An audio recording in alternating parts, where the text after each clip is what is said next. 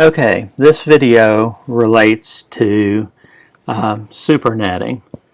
All of you should have done subnetting.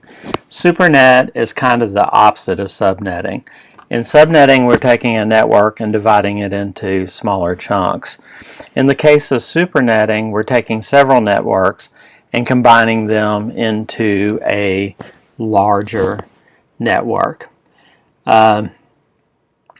Combining networks will cause the network mask to get shorter, that is, have fewer 1 bits. So it will move the division point between the network and host to the left within the IP address space. Since our subnet mask is ultimately a bunch of 1s and 0s in binary, each bit we borrow is a power of 2. So what happens is we end up, for however many bits we borrow, we end up with 2 to the number of bits borrowed additional networks.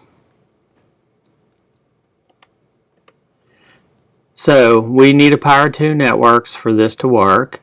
These subnets have to be consecutive. All subnets have to have the same network portion. And I'm going to work through an example here. We need to create a network that has 800 hosts. We already have 192.168.214.0/24.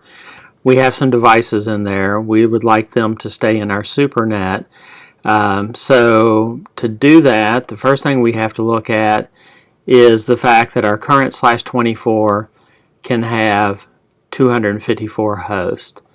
We need 800 hosts. The next power of 2 that is greater than 800 is 1024, which implies we need 4 of the /24 networks to create our supernet that is capable of having 800 hosts in it. So 2 to the n equals 24. If we solve that, we get n equals 10. So we need 10 host bits to represent these 800 machines. If we have 10 host bits, we have 8 that are already in the original subnet mask. So we need to borrow 2 bits to the left to supernet these. Since we're borrowing 2 bits, our subnet mask will go from a /24 to a /22. So it looks like this. We have a network portion, we have our supernet bits, and then we have our host. For those 2 supernet bits that we borrowed, we have 4 combinations, which are 00, 01, 10, and 11. So basically 0, 1, 2, 3 in binary, just like we would number subnets. So if we have 00 in the supernet bits, that's the .212 network.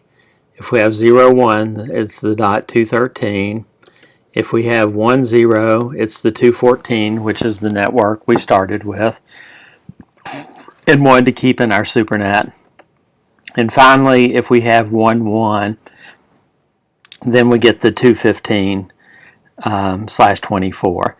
But because we borrowed those bits, our network number now becomes 192.168.212.0 with, like I talked about, a /24 subnet mask. And then the broadcast address will be all the host bits set to 1, which is going to be 192.168.215, 255. So although I didn't put it in the lecture notes, our usable hosts are going to be 192.168.212.1 all the way through 1,000 plus hosts later, 194.168.215.254, 1 less than our broadcast address. So that covers what supernetting is.